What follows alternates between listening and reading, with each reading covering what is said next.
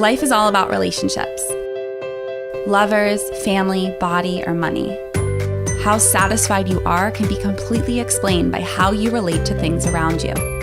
This is Sophie Jaffe, and together with my husband, Dr. Adi Jaffe, we are here to explore and teach you how to maximize your relationships and achieve a happier life. Let's get ignited. Hello, and welcome to this episode of the Ignited Podcast. I'm Adi Jaffe. And I'm Sophie Jaffe. And we're here with another couple today, which is nice. We haven't really done that. Have we done that before at all? I don't think so. No. Nope.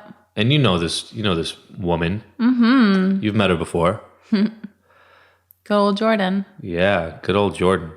It was really nice having both of them on. And yeah, like you said, I think it was our first couple to date, which is funny because I feel like everyone assumes that this podcast is about relationships just because we're in a relationship.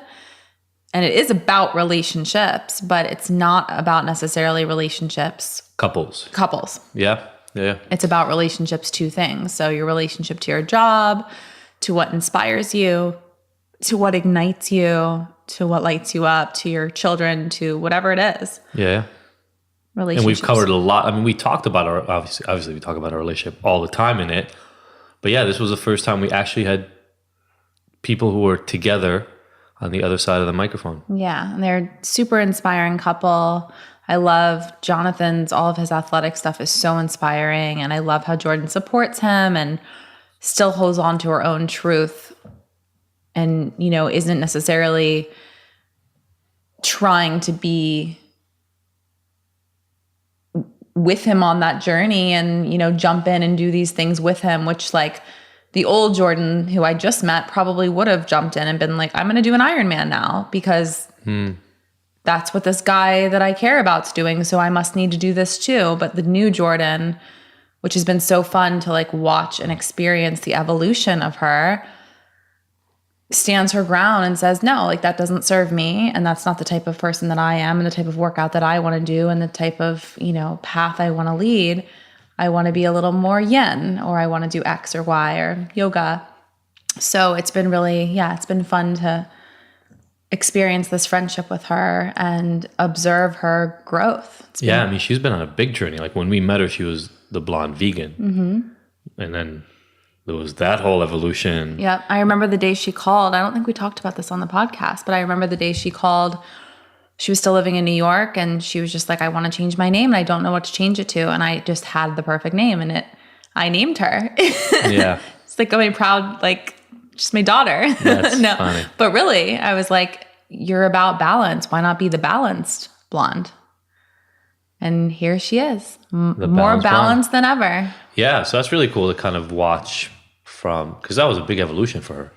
She caught a lot of flack for switching out of that world. And you know that, you understand that, right? I know that world very well. We were there for each other a lot when the harsh vegan community, which is not the entire community, but there are a lot of harsh vegans out there that are very judgmental and are super kind to animals, but not so kind to humans. So totally. That was, wacky. But being there for each other through those hard times was really supportive and great. Yeah, cool. And she's got this very calming thing about her. So, I think we'll keep this relatively short because we talked for a while with the two of them. And it'll be really, really cool to see that, that kind of world. They're two worlds, like you said, this kind of corporate exercise world along with her world and how they join forces and support each other and all this, the ups and downs of relationships. Relationships. Yeah, those of you who are listening, I don't know if you know this or not, but relationships kind of have ups and downs. And you have good days and bad days and days where you really want to support each other and days where you're at each other's throats. And we are going to talk about all of that, which brings me to this week's relationship tip. And this is one of Sophie's favorites. So Marianne Williamson is the origin. And a little birdie, by the way, told me that we're going to have Marianne on soon. So this is a good time to share this nugget. So I've been a big fan of Marianne Williamson for years. She's just amazingly inspirational and really wise. She's just a really wise force in my life. So, and the whole point of all of this is to find what resonates with you. And she really resonates for me. So one of the things that I love that she always talks about for long-term relationships, romantic love, really any intimate relationships in your life, is that people are brought together for maximum learning opportunities. So the people in your life, the people that you're closest to, your mom, your dad, your boyfriend, your husband, your wife, they're there for maximum learning opportunities. They're there for the maximum amount of growth potential on this planet for ultimate enlightenment. And I just think that that is so wise and so true. And it also takes the victim mentality out of all of it. Like if you have a really difficult relationship with your mom or dad or whoever in your life, or you went through a really hard, I had a really hard first relationship with my first boyfriend, and I learned a lot from that. And I needed to learn a lot. I had to fall hard and pick myself up and learn the skills to navigate this world. And without that relationship, who knows if I would even be in this one now, because everything is, exactly as it should be and lines up exactly in perfect divine timing. And again, I probably wouldn't be sitting here right now with this person if it weren't for that opportunity, that growth opportunity with my first. Yeah, and like you said, I think it switches your perspective a little bit to what can I learn from this rather than how am I being damaged or put upon by this. I mean, in the end, we make choices all the time. Exactly. We choose to stay in things, we choose to learn, or we choose to suffer.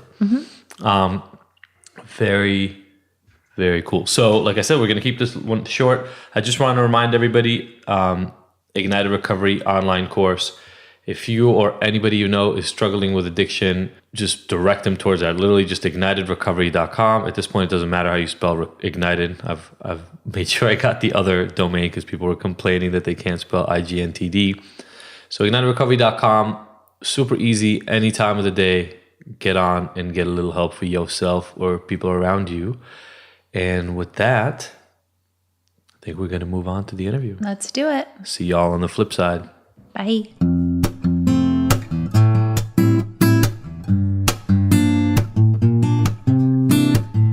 This episode of the Ignited podcast is brought to you by Philosophy Superfoods. The Philosophy offers cleanses and other nutritional products that are unlike any of the other supplements and detoxification programs on the market. Why? Because they actually nourish the body with whole, live, nutrient-rich foods instead of depriving you and leaving you hungry. Have you ever tried a cleanse only to find out that you can't make it through a whole day because you're starving? Ever try a superfood shake that made you nauseous because it was so disgusting you'd rather not eat? The Philosophy fix all that with a simple set of offerings that load up your body with nutrients while actually tasting good. Makes sense, right? Each of the Philosophy superfood and protein blends is vegan, raw, gluten-free, and has absolutely no filler ingredients. With over 15,000 satisfied customers, including some of the world's biggest celebrities like George Clooney, Gerard Butler, Lea Michele, and over 10 years of experience, this is the best stuff you can get. To buy some or find out more info, go to our website, thephilosophy.com. Hello and welcome to the interview section of today's Ignited podcast. And Sophie, you want to introduce our guests? Yes, I'm so excited. You didn't say your name though. That comes in the other section. They already heard it for this They episode. already know who you are. I'm drunk on nothing. You're drunk on water. Tea. I'm drunk on tea, yeah. So I'm so happy about today's podcast. We've been trying to do this forever. Jordan from the Balanced Blonde and lots of other things. She has her own podcast. She's one of my best friends. All the things. And someone else very special is here. Johnathan, how would you like to introduce yourself other than boyfriend of said guest? Do you do other stuff? I do. Cool. Yeah. I like read and I read. Travel. Yeah, I go for long walks. And you have an Orange Theory shirt on, so we will talk about that in a minute too. Yeah, we can. Because you do some of that. I do some of that, yeah. Cool. So we've Some been Orange Theory things. a little bit. So we've been literally, I think we were talking to you, Jordan, about trying to get this done. Like when we launched, before we launched the podcast, and we were going to start recording. Yep, that's how long it's taken, which is so weird. It's been a minute. I see you guys, but we just haven't been recording. Yeah. So Well, it's hard. You don't here like we are. talked about earlier. You don't like carry around your equipment with you. Right, Just 'cause exactly. we see you doesn't mean I that know. we're recording. I kind of wish we could. Yeah, I like know. secret. Yeah, I know. We mentioned Gary Vee, and so we secretly wish, like Gary Vee, we would always be having somebody record every single thing that we say, so we can either put it on the podcast, or at least for me, like remember it sometimes, because you get into these really cool conversations, and then they're gone. I know. 3 weeks later, you're like, we had that really cool conversation with Jordan and Johnathan, and I don't remember what the hell we talked And about. what now. on earth did we talk about? Now Well, that's why Well, we here have we the are. podcast now. That's why we have the Exactly. podcast. Absolutely. So why don't you guys talk about how you met? Because that's the longest relationship here. Well, I guess ours, well, you guys have been together for a little bit longer. I mean, a little bit longer. met like a minute ago, but it's Yeah, fine. several years, but I feel that we've known each other for many lifetimes, so maybe we have known each other There for you go. longer. Who knows? Do you want to tell the story of how we met? We were just opening the very first studio, and it was just all hands on deck, and any marketing opportunity or anything that we could do to get our name out there, we were jumping on. So I think I got an email, and it said, hey, this is Jordan with the Balanced Blonde. I'm launching an app. It's a health and wellness app. It's at the Sports Club LA, which Wait, this was that long You ago? were there, yeah. Yeah. Sophie was we were looking at the hosting. photos. I was there. You were both there. Yeah. Yeah. So that was the night we met.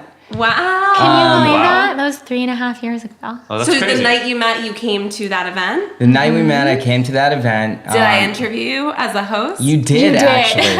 You did. I dug up amazing. that video. And Oh my God, it's it's amazing. so fun. How crazy is that? That's so I think funny. so. You guys met before I met him because I met him later that night. Yeah. Like, because I was all over the place doing so much, and you had for sure interviewed Oh yeah, him by then. that's so Yeah. funny. I want to see that interview. And I'm Yeah, not even I'll send it to kidding. you. Almost verbatim, same outfit. Perfect. And literally you've been what he's wearing the wearing same now. thing for 3.5 years? Yeah, Pretty yeah, much. yeah, yeah. It's been my good luck shirt and hat combo. You know, there's actually completely unrelated to this interview, but there's an actual like productivity tip that I've heard repeatedly, which is wear the same thing. Like pick 1 or 2, 3 outfits that you wear. Stop thinking about your clothing because it ends up what he does. allowing you to focus on all the other things. All Yeah. of his clothes are black, Lululemon, or Orange Theory. He wrote that. 100% He of wrote the that time. book actually. When you're talking Yeah. about. Yeah. It's kind of gross. My closet is just like just all black shirts, and I hang them, so it's just like black t-shirts. That's amazing. Perfect. Yeah. But yeah, it was that night. I was dressed very similar to how I am now, and everyone was dressed really nice that night. So I kind of stuck out dressed a little up. bit. But I Yeah. had never met Jordan, and there were all the Alpha Phi girls. There was probably like 100 blonde girls. So I was introducing myself to everybody, like, "Oh, hey, I'm Johnathan." They're like, "Oh, I'm Alex." I'm like, "Oh, hey, Alex." I must have struck a conversation with maybe 20 or 30 different people. There were a lot of girls that looked the same. Yeah, I a lot- remember that. Tons, I remember that day. tons. Very like very giddy and up. Like there was a lot of energy in that room. tons of energy. Young, early 20s. Really young. Yeah. Yeah.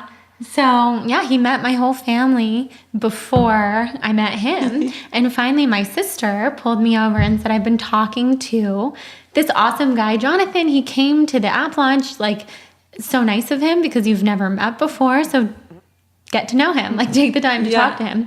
So, we talked, and he said, come to Orange Theory, take some classes. Started doing that all the time. And that was the Brentwood one? Yeah. The Yes, it was Brentwood right near Orange you. Theory. He helped train me for the LA Marathon. We ran that together a year later. And then another year passed, and again you were there, and we started dating on New Year's Eve. Wait, you were there on their first date? Yeah. She called me and invited I'm me. learning so much about I my know. life right So- now. Isn't that So- crazy? Our events. Yeah, at our event. The night before our very first date, but the night where we like transitioned out of being friends. You Yeah. started holding hands. The night you Exactly. held hands Yeah. for the first time. You Very played first time. footsie. Yeah. Yeah, we had a New Year's kiss. Oh, nice. Yeah. That's awesome. Yeah. Yeah. So that was literally like a year ago? It was Yeah, January a 1st, year and a month. 2017.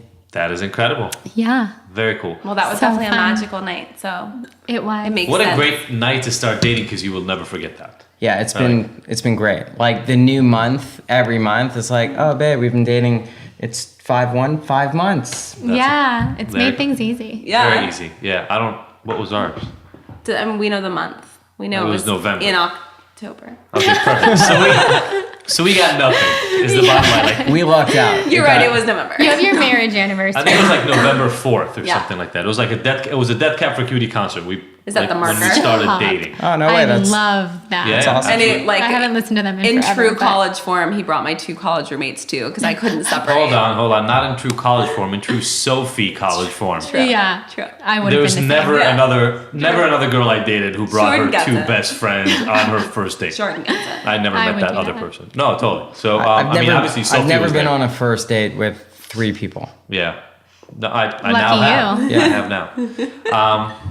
Anyway, we can get into that in another episode. So, cool. So you guys had a long friendship before starting to date. I love that. Yeah, we were friends for probably close to 3 years, and we were both just really busy. And I think just timing, it hits you in the face. Now you're not busy anymore, so you have time for dating. Is what you're saying. Clearly, no. I remember We don't it have was, anything going on anymore. Nah, nothing. It was like a week or 2 before New Year's, and my cousin Charlie was in town from London, and we were all drinking way too much wine at dinner. And she asked, she's like, if you could date anybody that you are friends with, This is your cousin Charlie. yeah. She's like, who would it be? And Jordan was like the first person that came to mind. And then we started talking about it. And my friend JD was like, well, just ask her out, dude. And like So on the simple. spot, I was like, okay, I will. There you go. And That's awesome. and then just kind of, I realized that it's, you got to put yourself out there sometimes, and you got to, you got to take some initiative when it comes to love or even just trying, dating, any of it. Because, it's not gonna just show up for a lot of people, it doesn't just show up and, you bump into them in the grocery store like you see in the movies, and you both pick up like the vegetables. At the like, same time. oh my God. Like, I don't know what you're talking about. Our relationship has been exactly like the movies. Smooth sailing. Sort of like Pretty Woman when I'm the prostitute. Yeah, That's exactly. pretty much what it's been like. That's exactly what it's been like. Yeah. So But I'm like Julia Julia Roberts now. No, I am. Oh, snap. Oh yeah, Well, you the both prostitute, I look like said Julia you're Roberts. Julia Roberts. You know what's funny is I think that thing that you just said about what people expect and what you actually end up having to do doesn't only apply to relationships, although obviously that's the main focus of what we're going to talk about today, but it applies to everything, right? Like people, in almost everything I've ever done, people sit around and kind of assume that if you read the books or you do the hoping, Or if you show up. or you just show up to the thing, then it'll work out. yeah. And inevitably, rarely, 1 out of 1,000 people actually gets lucky in that way. And then everybody goes, you see, but that person had it work out that way. The rest of us have to put in a lot of work and take a lot of risk. I mean, it's funny now, you guys have been together. It doesn't sound like a risk then. Terrified. But it's Yeah, like, oh, it was crap. scary. Well, especially because you were friends. Yeah. And Yeah. you go, I'm going to cross And that that was bridge. one of the main reasons, like, I had a lot of hesitation. It's like, if this backfires, then, it's You going lose to your be friend. it's going to The be really friendship's awkward. never the same. That's I think Friends was all about that. The show was I entirely know. about that right We're there. very Ross and Rachel. There you go. Chandler and Monica. Always wanted to be Rachel. I think about it all the time, and I always tell him I have so much respect for him putting himself out there, because Sophie might remember that I did that with a different friend in the past, and it totally crashed and burned. Our friendship ended, and it was tough. Yeah. We're friends again now, but it was it's a really hard thing to do. And I'm just so thankful that Johnathan had the courage to do that and to be brave, to be brave for yourself, but also to be brave for someone else, for someone that you could potentially love. And for love, it's so romantic. Yeah, and everybody listening right now has been in that situation where they want something, but it's just beyond reach, and you got to kind of hold on and grab it, but you don't actually know if it's going to work out. And yet you still have to do the thing. Because if you don't do it, it's for sure not going to work out. I think most hard, beautiful, amazing things in life, you have to take that leap. Like, there's almost nothing that has come. I mean, like, even pregnancy. Having babies is the easiest thing ever. Yeah, that's what I was going to say, is pregnancy is so easy. But no. For me, it's been like magically easy. For me, it's been great. Yeah. To watch you be pregnant. No, but like, I wake up every day and I either vomit or, like literally, or like feel terrible. It happened yesterday. I kept it in today. Oh, okay. I'm at 21 weeks. Like, I'm already more than halfway through and I'm still throwing up. I'm still really like hormonal. It's hard and I'm tired and my body hurts, and that's every day. And it's probably going to be that way till the end. And that's okay, because then there's going to be a baby on the other side. And a baby girl. And it's so worth it. And it's even better when you work that hard for something and you do risk yourself and you do risk the chance of losing an amazing friendship, or 9 months of my life. Just like, what have I been doing? Like, fetal position on the couch for 5 months.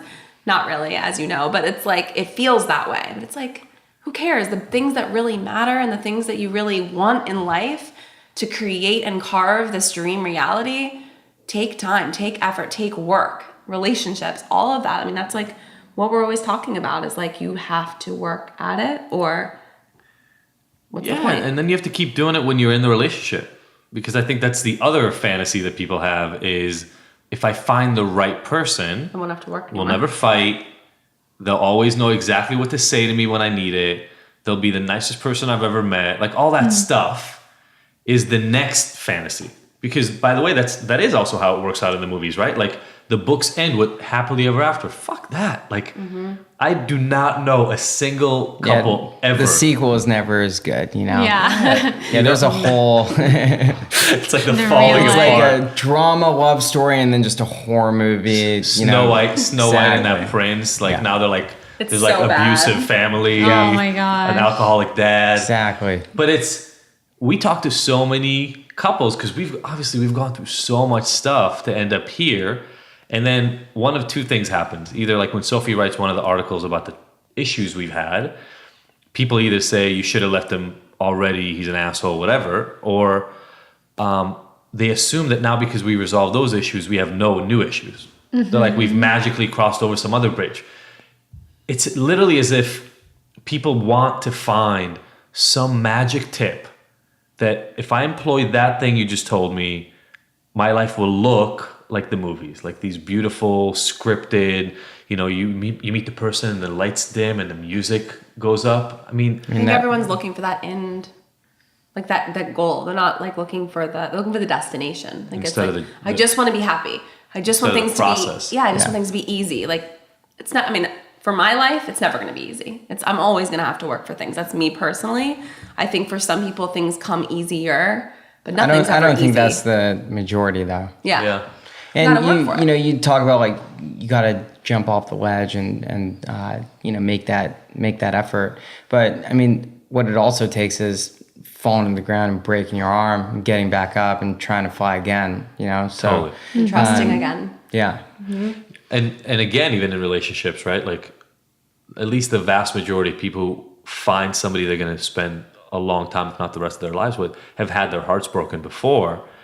And it's almost like deluding yourself if you think about it. Really, it's like, okay, I've felt this way before, where I was 100% sure this thing was going to work out, and I was in it for a certain amount of time, and then it didn't, and I'm going to do it again, right? Like, I am going to delude myself again in the hopes that this time it really is that thing.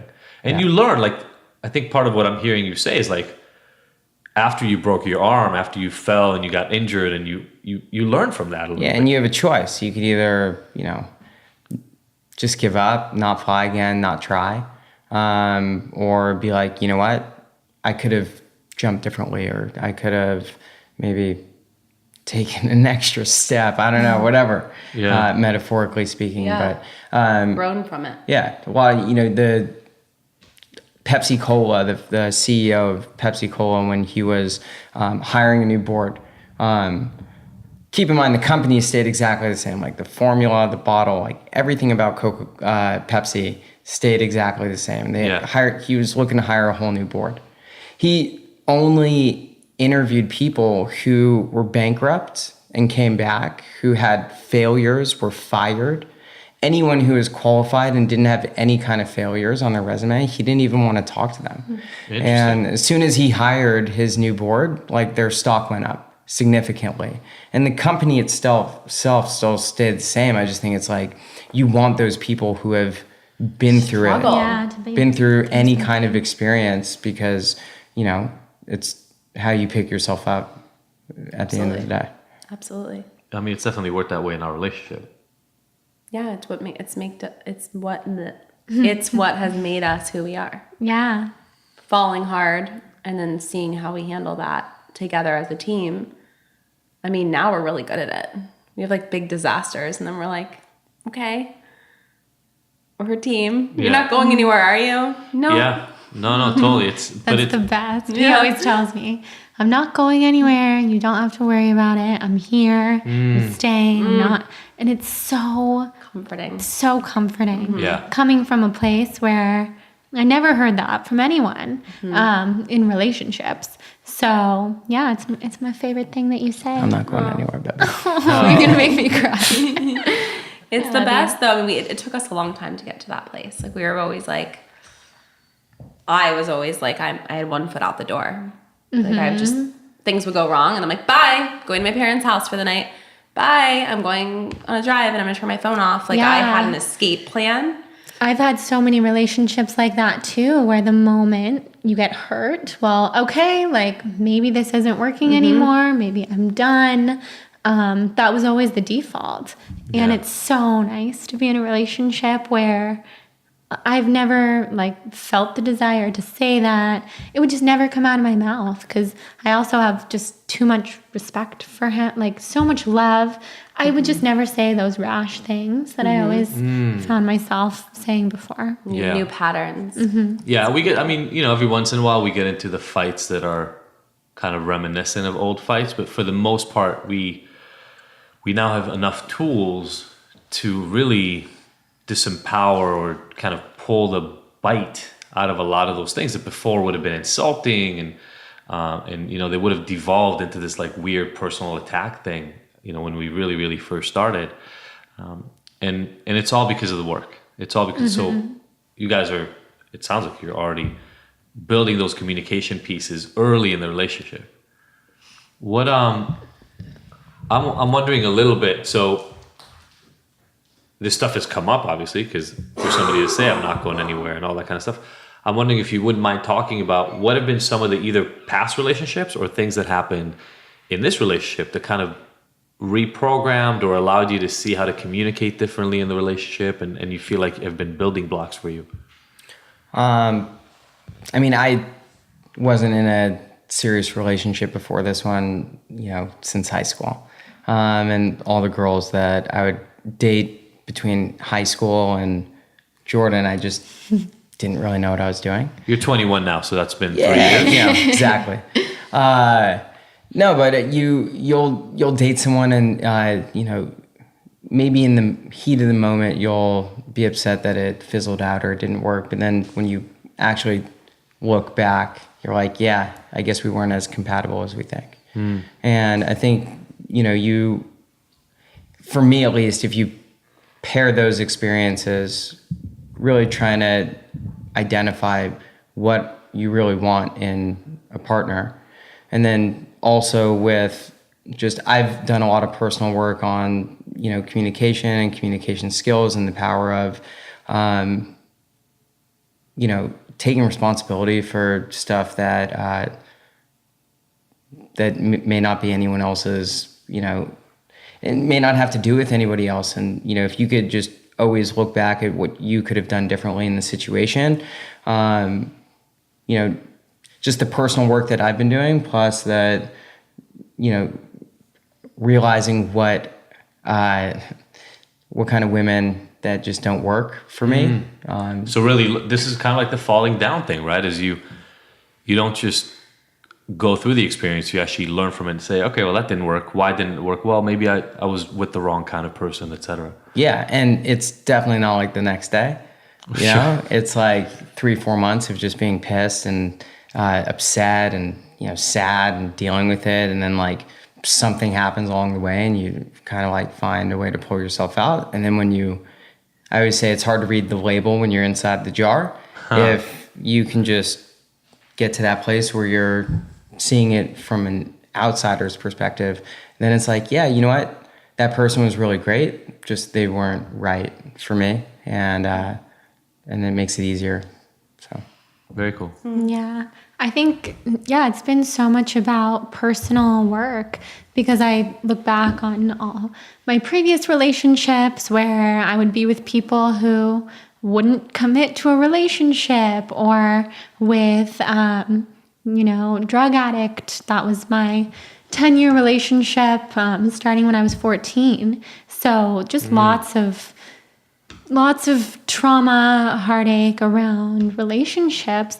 And ultimately, it really came down to drawing inward and doing that personal work of, why am I seeking love with these people who can't give it to me or don't want to?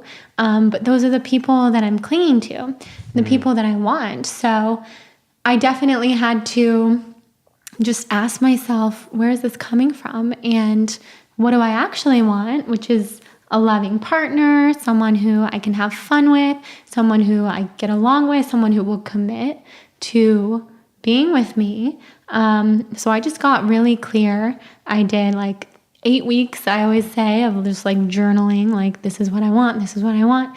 And 8 weeks later, a baby was born. Yeah, it was New Year's really and quick our pregnancy. thing happened. Yeah. So, and then we get along so well, and nothing's perfect. Like the times that we have fought, I think we've just learned so much. Every single one. They're always his fault. We've learned so much. I was actually just thinking, I was going to tell you this because I was thinking about it. I can hardly remember the last time that we really, really argued or really fought, because like I said, we respect each other so much. We're incredibly sensitive people, both of us, like not so human type of sensitive, really sensitive. So we just understand each other. And at first that's hard because we feel everything, we both do. But eventually it has become just like second nature to see that in each other and to respect that in each other. So yeah, we've come a long way. That's awesome. Very, very cool. What are your plans for this year? So new year just started. You got you're in your second year now. What's the plan? Travel stuff. What do you guys have planned for this year? Well, we are trying to plan a lot more like mini vacations, because last year we planned a big trip for like 2 weeks in Bali. Yep. And just working so hard to get to that point, and then to completely check out for 2 weeks, but then to come back to, reality and just so much stuff to do. It wasn't healthy. As healthy as it was to take 2 weeks, it wasn't healthy for me. And I think because it was hard to check back in, you're saying? And reintegrate. I mean, just like things will pile up, and then, 2 weeks of stuff piling up, it was naive of me to think that I would come back and it'd be easy. I knew it wasn't, but I didn't realize how hard it was with everything we have going on. So this year we're doing a lot more like little 3-day getaways. Oh, nice. Yeah. So many great places. I mean, we're in such a great location. We can kind of jet set all over the place really easily. Close to everything. Close to Mexico. Yeah. California is beautiful. Arizona. You can go on so many road trips. Yeah. Exactly. It's really cool, like picking, like we have a place that we went to in Cabo that we love, and that's like our spot when we're in Mexico. Do you guys have like your spots that, We don't really anymore. It's hard with kids. I mean, it just all changes, like pre-kids, we would go to the same places in Santa Barbara or like the same place. But now it's like we're lucky to kind of get away. And when we do, it becomes about the kids because that's just the nature of it. And we still have an amazing time, but it's not like... You guys don't go to the Disney resort in Hawaii? That's not one of your Not our favorite place. spots? Jordan- It's not your most romantic spot. Jordan knows love how I feel about Disney things, but not hotels. Yeah. Right. Disneyland. Yeah, it is. And You know, he it's like- doesn't. It's He like doesn't like Disneyland. It's like the pre-post kids thing that totally changed. I mean, Yeah. it's like the cliche. You always hear about it, No, but my brother says it all the time. Totally. Yeah. And So we'll we soak it we in. love, you know what we love to do is we love doing staycations. Yeah, So you guys we'll are like good at taking staycations. We're good at that, and we just party our faces off for like 2 days straight. Nice. And Get it out of the system. Yeah, totally. And Yeah. sleep in. the kids are watched by a family member. Yeah. The kids are not invited. everyone. For Who's everybody going who's to start listening right sending now, is like, messages. what the fuck is wrong with these parents? We don't have the kids. That's the whole reason we can let go is like the kids are with the grandparents or the aunt and they just stay there overnight and we get like 2 days of just hanging out together. Yeah, and that's been So nice. what works for us because it's not, like you said, it's a whole production of like getting somewhere.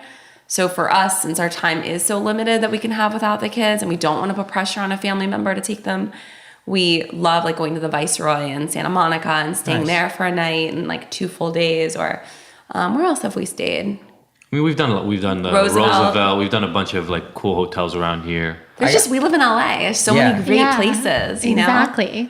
We're going to Ojai for nice. Valentine's Day. Love That's Ojai. awesome. We've done that on a Valentine's Day. Yeah, that's our next trip. Yeah. And then I'm going back to Bali, just me, which Johnathan kind of surprised me with because we had talked about it so much when we were there together that I wanted to come back, work on my next book, like have just a total solo trip of spiritual awakening because Bali is so magical.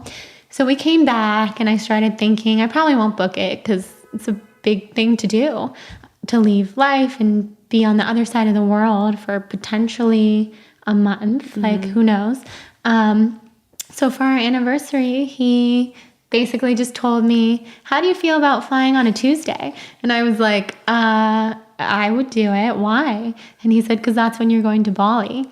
Tuesday, April 5th or whatever Wow. it is. Amazing. So that was really sweet. So That's awesome. So beautiful. I'll be doing that. And I will miss Johnathan and Hudson, my cat, and everybody. But So I good, think though. it's going to be so good for me. That's awesome. And what's the next book about? My next book is about this spiritual path that I've been on for, I would say, kind of starting with what I feel was like manifesting this relationship to come to light into my life, and then exploring everything from Kundalini to Reiki to crystal healing to the moon cycles, like all the things that I almost like I was into before, and then it just took this whole new path. And kind of just about how we can heal ourselves. Like, I think we always look to a doctor or therapist or a guru, like someone to help us heal. But I've learned that if you listen to your body, listen to your mind, then we can heal ourselves. Absolutely. So hopefully I can put that all on paper because I have so many ideas. Like, it's always changing. Yeah. Very cool. Yeah, that's beautiful. Very, very cool. So I have a question. Yeah. So this is what we normally do. At the end of every interview, we have these questions. We have 5 questions we ask. We have 2 of you. And I'm trying to figure out if I want each one of them to answer it. Or answer it for their partner. Oh, that could be really cool. Yeah. Should we do that? Let's see. Let's All see right. if they can do that. So our first question is, what is the best advice you've ever received? And I think I kind of want to hear like of each other. Like, what is the best thing you've learned from each other? The best advice the other person has given you? Ooh. Pressure's on. Well, Johnathan always says how you do anything is how you do everything. And he's such a living example of that. Everything he does with his whole heart. It's so inspiring. It's like, how could somebody be so consistent with the way that they approach life? Because I'm the most inconsistent. Like, I'm a different person every single day. So I have really taken that to heart. Like, just not to half-ass things. Like, take on, you and I both do this, Sophie, take on too much, and then I end up just halfway giving to everything. Diluted. And it's not a fun way to really passionately live, you know? So, to see him like constantly giving his all to everything, because yes, he does so much, but I think he takes on what he can handle. And then he's so present for me, so present for work, so present for family, for friends, and for himself. And it's so inspiring every day. I love that. That's awesome. Johnathan, I'm putting you on the spot now. I mean, thanks, babe. If it's like 4 o'clock in the afternoon, like 5 o'clock, and you hold your selfie phone like in the right angle, like upward, I'm just kidding. I was gonna say, really? Kill me. Okay, I am good at taking selfies. No, for real though. I mean, she says it to me all the time, and I just need to hear it, and it's slow down. Not physically, like, but just she sees the wheels turning in my head, and I'll go until like there's nothing left. And if it's 9 o'clock at night and I need to wind down, she'll just grab my face, put her forehead against mine, and just be like, like, slow down. Nice.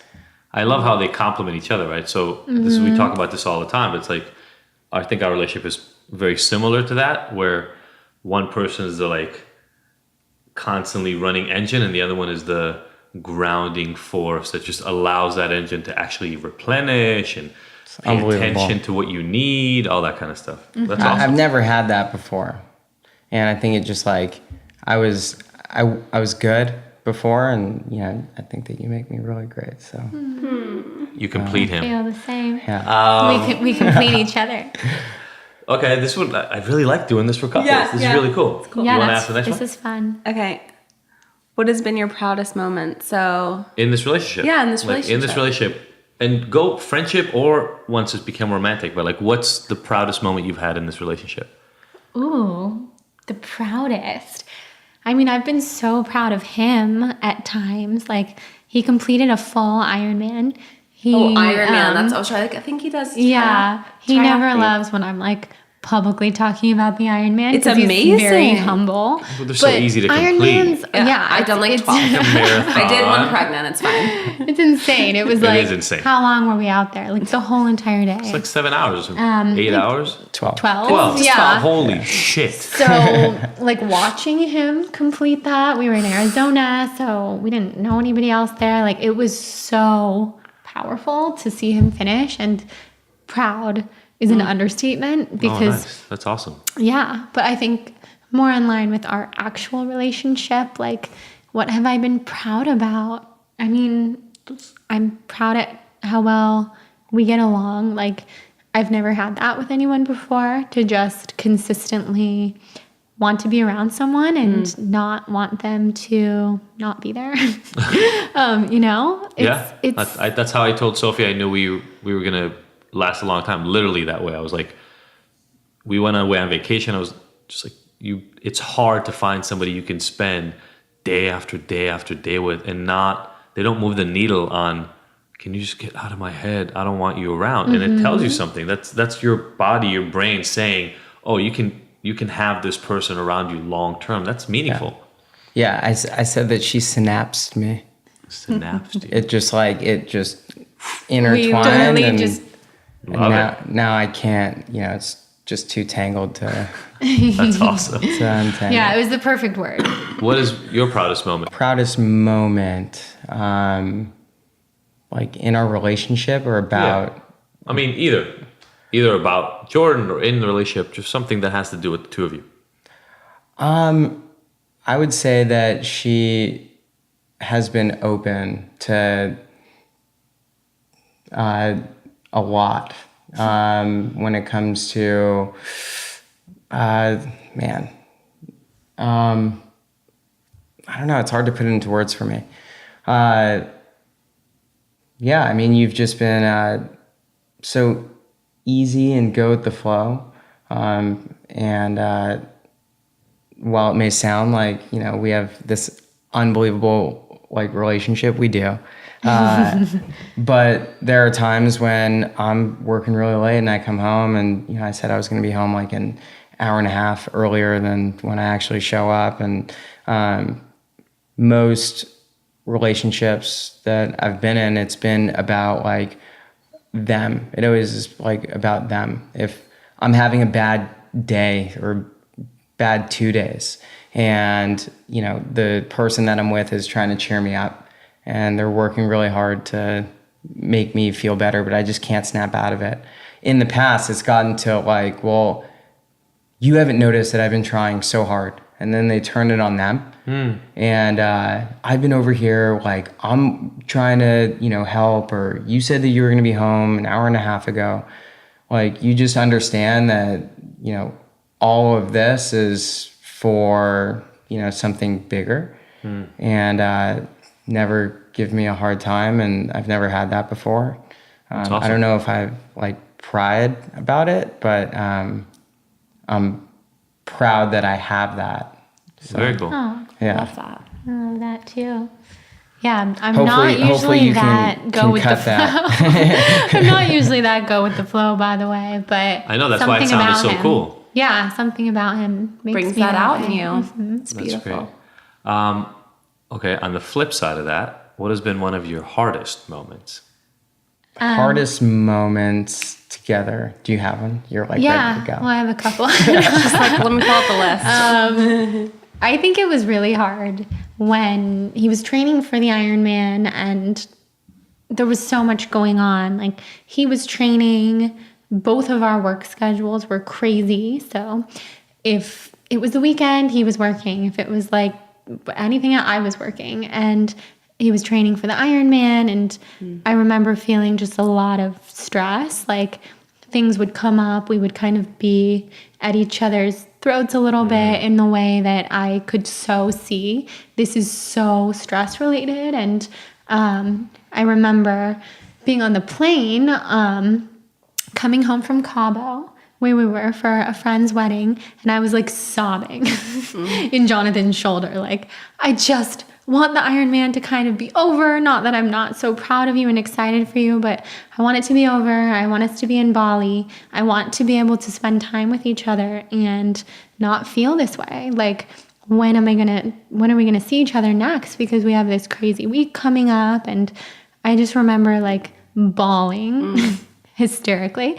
And he was just like, it's gonna be fine. And we got through it, but stress will bring those moments out for sure. I mean, I wasn't like, oh, it's fine. Yeah, baby. I was thinking like, dude, I'm training for this thing. It's like 2 weeks away. Like, this is what... No, actually, he said, like, you're really stressing me out. And this is why it's a moment that popped into my head that was hard. Because he said, like, you're making me feel bad for doing something that I'm committed to, that he committed to before we were even together. So then I felt bad and kind of like reframed how I felt. But I just remember that whole time, like at least that brief period of time, being really difficult. Yeah. I mean, and that sounds, I think a lot of couples can relate to when external circumstances, when things just kind of come together and too many of them are happening at the same time. And it puts a stress like it would on any single individual, but now you got two people that have to deal with it. Yeah. I mean, that was tough. Like, you're out there riding your bike for 6 hours, and then when you're done, you're gonna go run for 2. Oh. And I cannot have even fathom. I'm sorry, man. But he wants to do more. I remember, riding my bike, going for a run, between driving to Malibu to get set up, to do the bike ride, to change your shoes, to do the run, to then change and drive from Malibu to West Hollywood for her birthday dinner, which was at like 7 p.m. And it's like 6 p.m. and I'm just getting in my car and just like rushing to get over there. It was tough because the whole time towards the end when I was training, it was like I was neglecting her. And it wasn't because like I had a girl on the side that I was like hanging out with, or that I was... You're the Iron Man girl on the side. Exactly. Or that I'm consumed by bike. work. Like, We only have so much energy to give in the day, you know? so yeah, I mean, that was definitely like, trying. and physically, you know, for someone to understand that, oh, you're training from this time to this time. Like what people don't realize is that the entire time, that 8 hours, you are pushing your body, and to put yourself through that physical, you know, exertion, and then, you know, to be able to give anything to anybody afterwards, like it was a challenge for me. It was a tough time. Not to mention, like, the rest of life was still Totally. just as busy. Yeah. So it wasn't just the Ironman. It was like, you know, there was a lot of stuff. Well, I was thinking Ironman's kind of like giving birth, because it's a marathon. It's like beyond a marathon. Like you're so tired. Like I was in labor for 3 days with Leo and then had active labor. So I was like already so tired, so worn out. And then I had to actually birth him. Yeah. Right. But the difference is that there's not, I mean, this is kind of like training in that like my emotions are all over the sure. place, but it's different in that like that strenuous physical aspect to it isn't happening now. You know, like this is just more of like a training camp in a different way of like emotionally and spiritually, and you know, it's a different in that way, but the actual event itself is like birth. It's like holy. And I mean, I think that was like a pretty profound moment for us. I'm sure. Yeah, you think? I mean, the birth of our kid? Can we have an intermission and we ask you a question? Yeah. Yeah, sure. You're like, I don't know. What would you attempt to do if you knew you could not fail? That mug has a very special story. There's a story behind that mug. Pretty epic mug. I thought I would I like that question. flip the script. That We can all quote- answer. That quote, we can all answer that, but that quote actually brought us back together after we were separated for like 8 months. 10 months. And who's counting? I thought it was a year. You told me it was 10 No, months. no. I have to go back and look. But it was almost a year. We were separated for several months, and we didn't think we were going to get back together because Adi cheated on me and came to me and told me the truth. And we were at we haven't told this story on the podcast yet, but we were at very just different places in our lives. I was like 21 and just graduated UCLA. I didn't know what I wanted to do. And he's like almost 30, you know, just got out of jail and like is sober and getting his PhD and like just on a completely different track. And I'm like, who am I? And I was volunteering in another country, and he cheated on me because I was not available. I was just not here. And I didn't know how to ask for what I need. I mean, I played a very big part in the cheating. But I was at a coffee joint. It was a Coffee Bean, right? And actually right by here on Olympic and on Pico, sorry. And I was standing in line. She was in Thailand. I just run into her in Santa Monica about 2 weeks before that, so right before she went to Thailand. I saw the mug, and there was only one answer that came into my head, and that was I would try to get Sophie back. So I went home, and I wrote her this email, and it was a long email. I explained kind of this. Like I was standing there, and I saw this thing, and I thought that I was trying to get you back, and I walked through what the last year had been like, and I sent it, like you said before, with the taking of the leap, having no idea if she's going to respond back to it like, fuck you, I never want to talk to you again, you screwed me over, and you're an asshole, see you later. And a few hours after that, I think you tried to call me.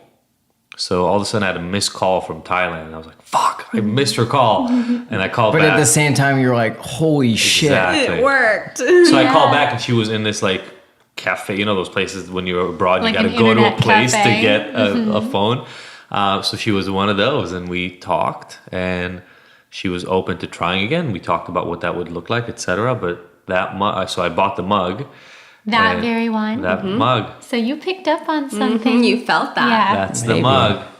Wow. So Yeah, that's yeah. what you did. That's what I did. That's how we ended up getting back together. Yeah, absolutely. Oh my goodness. Hey, good on you too, for you, Sophie, for, you know, saying, Being okay. open. Talk about being Like- open to something that you weren't totally comfortable with, but you took the leap of faith. Yeah, I Yeah. mean, she had no idea if it was going to change, right? I mean, actually, what people have told repeatedly since is once a cheater, always a cheater. Like Of you course, hear all people that say stuff. so much stuff.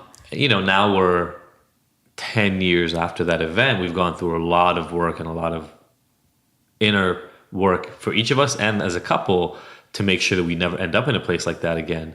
And we've made a lot of realizations. We've created a lot of growth. That's what the idea for the podcast actually was there for, is to help couples who are already struggling. But then they get all this input from a lot of people who are actually hopeless. Like, I feel like most of the information you get out there is from people for whom it didn't work out and they warn you. I mean, we had this card, I'm not going to mention his name. We had a card from one of our professors, the professor whose class we met in for our wedding. This is literally our wedding card from him, that warned us that once we have kids, it's going to ruin our relationship. And then we need to watch out because it's never going to be the same. And, like sleep with one eye open, essentially. What? And It here was you so are having morbid. your third child. Yeah, it was so That was morbid. our wedding card. That's I was like, weird. what the It was fuck like is wrong 2.5. with this? It was like That's every crazy. side and the Insane. back. That's weird. And he got up and did the speech at our wedding, and like he wasn't supposed to do a speech. He just It was crazy. It's extremely we're now, strange. and now we're in a completely different place where we actually understand the bumps, and we actually know that there will probably be. We're going to be together for another 50 years. There's going to be some bumps. Yeah. And that's okay. That doesn't mean that there's something wrong with our coupleship. No, life's not a Disney movie. It's not, unfortunately. True. It would be nice. Unfortunately, would it though? I think it would be. Like, I'm The down. only thing that excites me about a Disney movie, if we're talking about like a cartoon Disney movie, is like when the pie is in the windowsill and you see Smoke. like like the aroma. You want to eat some pie. Oh yeah, Yeah, I that just want always to looks float good. into that like cherry pie that's on the windowsill. Oh, man, we have apple pie for after this. Man, I'll take it. Pie is my favorite. Oh, We really? love Hands down. pie. Oh, my Warm God. That's pie. amazing. Like top 3 desserts. Any specific pie? Actually, yes. Yeah, please. Banana cream pie from Apple Pan. Okay. Have you had So Apple cool. I Pan haven't. before? I know the my place, but I've never. God. No. Okay. we're doing that soon. So Blueberry. good. Okay.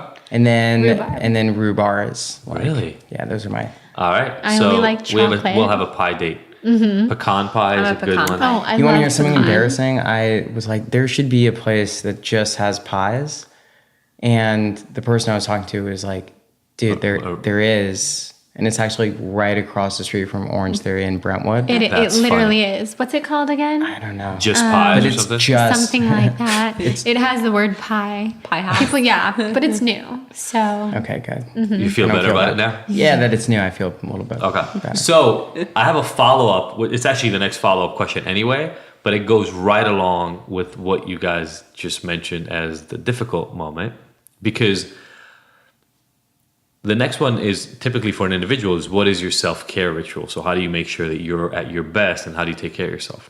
But I actually want this to be kind of like a combined answer. What have you guys put in place, especially after that experience of a super stressful time where it was really affecting your relationship? Have you guys put anything in place to check in with each other, kind of make sure you're giving the relationship the time that it needs? What are the things you put in place? Because I can guarantee there are people listening right now who want tips on that. I mean, I first of all said that I'm going to take a break from training for any long endurance race for a little bit. I mean, if you're an endurance athlete, it's an addiction, and as soon as you finish one, you just want to sign up for another one. And that's how I felt. I could have done better on my time, and I just wanted to sign up for next year and do it again and beat my time. But I said I would take a break from training, and I think that, making that effort definitely is important. yeah, I was very appreciative because I knew he wanted to do another one right away, and I would be supportive, of course. And I think we both have those things that take up a lot of our energy. It's not like I don't have that, but definitely not something where you're training for 8 or 10 hours a day. So I was so happy when he said that he would take some time off, because next winter, because that's really when it was taking place, there's so many things that I'm excited to do together that we didn't get to do because of the training. Yeah. And then in terms of kind of like self-care check-ins, I think we do so much.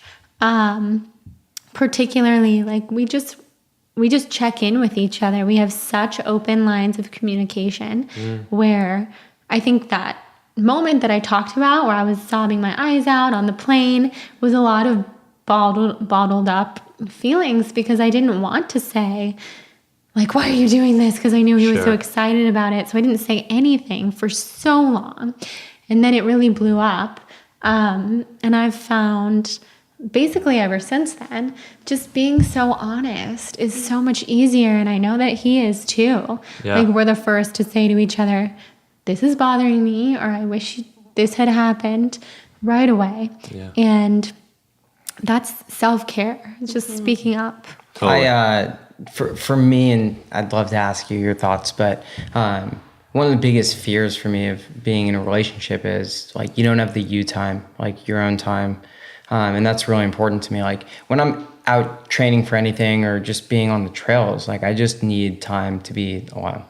And what ends up happening if you're in a relationship is any free time that you have, if both parties have limited free time, you want to spend it together, but you miss out on the you time. And I think just having that open communication, but letting her know, like, I need a day or two just for me. Like, it's nothing to do with you. I just need this weekend to, go for a run, like just lay in bed and watch TV by myself. I think that is an important self-care, item that we're pretty active on. I mean, it's pretty key. We've heard from like the greatest experts, from Kundalini masters to relationship coaches, and that's like the biggest thing is just not letting go of yourself. Like not letting go of like your own things that you need, and that's different. It looks different for everyone. Definitely. I mean, A, it looks different for everyone. B, I think it goes back to that honesty. And if you have enough time to check in with yourself about what you need, then you have to take responsibility for, I mean, look, if I'm not asking for it, it's not her fault for not giving it to me. It's my fault for not asking. I'm actually pretty bad at it, to be honest with you. Like, because I don't have that much free time, because I work a lot, which sounds like you do too. I come home and I want to be with them, but then every once in a while, it doesn't happen often, but every once in a while I feel the resentment build up. And then now I'm pretty good at just saying, you know what, hon, I need, like we just did it. I'm writing a book right now myself. So I was like, You never called me hun, by the way. Ever. Yeah. Babe? Okay. Okay. Go ahead. I like name. it. It rolled off the tongue. That's like what It did. my I think parents we're- call each other I think hun. we're like reaching it. a new Yeah. era. Is this it? This is it. The third child means you call me hun. I like it. You're It so- changed. Like we're 85. I know. My parents call each other hun and bun. Never Wow. heard him say the word hun. Okay. So it's a new a thing. new era right here. You've witnessed it live. Just happened, guys. But just literally today, I was like, I'm gonna need on this weekend whatever time I can get for myself to just go somewhere and go right and do what I need to do. And I think we've now gotten to a place where if I express it from that place, it wasn't a place of anger. It was like, oh, I just made this realization that that's what I need. It didn't get a chance to get there. It didn't. Yeah. Yeah. And- like thinking And mad ahead. respect. Like, you're writing a book. Do you And do to- you? To your point, like you have to have the awareness to check in with yourself first. Because like you checking in with yourself, you're like, this is what I need. And then you can communicate Yeah. it. And Sophie's going to be like, totally. Like it's not a... I had this great- couple. I do some coaching with a few different people around addiction, whatever. This is a client. They used to be an addiction client. Now it's a couple that I see. And the husband and the wife had like a little blow up. His parents were in town and he got mad at her for something and she felt insulted by it. And he thought it wasn't that big a deal. She thought it was. And we were working on it. And at first he totally played it off. He was like, it wasn't that big a deal. I got over it an hour later. She goes, yeah, but I was mad at you for 2 days. I said, okay, there's something there, right? And we started looking at it, and it was a resentment that had built up for him for months. Something she did that he didn't really like, but he never said anything about it. He just always did the thing he did in my session, which was, it's not that big a deal. I got over it an hour later. And I said, yeah, but the thing is that for weeks and months, it wasn't that big a deal. It wasn't that big a deal. And then it caused a fight. And in that fight, you said things in a way that upset her enough so that for 2 days she was mad. So you can focus on her being mad for 2 days, or you can take responsibility for it and say, I should have said something like 4 weeks ago when I first noticed this thing, but because I didn't say anything, you didn't know. You suppress it. And it kept building and building and building until it became a bigger thing. And I think a lot of times we don't take responsibility for that stuff. Exactly. So when I think about it, I think back to the beginning of our relationship, and I think we both suppressed those feelings a lot more, because when you don't know someone as well and you're not as comfortable, you're not as likely to say, this is bothering me in this moment, or I need this time. And I look back to some arguments that we had close to the beginning of our relationship that just don't happen anymore, because now I think our communication has strengthened so much that we don't suppress anything. I think we're both just really comfortable being open with each other. That's so key. It eliminates all of we used to have these like mini arguments where it would be like, well, maybe you're just not in touch with what you really need, him and me. And now that we are, things are so much better. Yeah. It can be scary. It's like that thing you talked about at the beginning, right?